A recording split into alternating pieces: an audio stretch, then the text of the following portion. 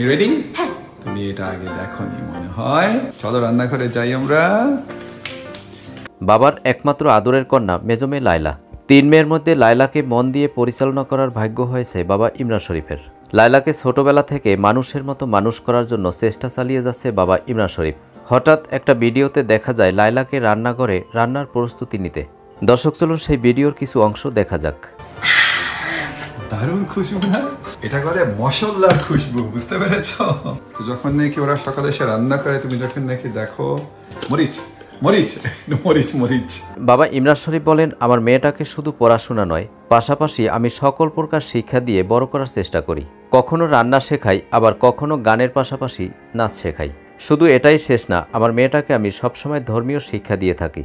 আমি জানি পারিবারিক শিক্ষা হলো সবচেয়ে বড় শিক্ষা। মেয়েটা এখন ছোটবেলা পরিবার থেকে যা শিখবে এটাই ওর সারা জীবন কাজে লাগবে। দর্শক, কেমন লাগলো আজকের ভিডিওটি অবশ্যই কমেন্ট করে জানিয়ে দিন। আর ভিডিওটি যদি ভালো লাগে তাহলে আমাদের চ্যানেলটি সাবস্ক্রাইব করে আমাদের পাশে থাকুন। ধন্যবাদ।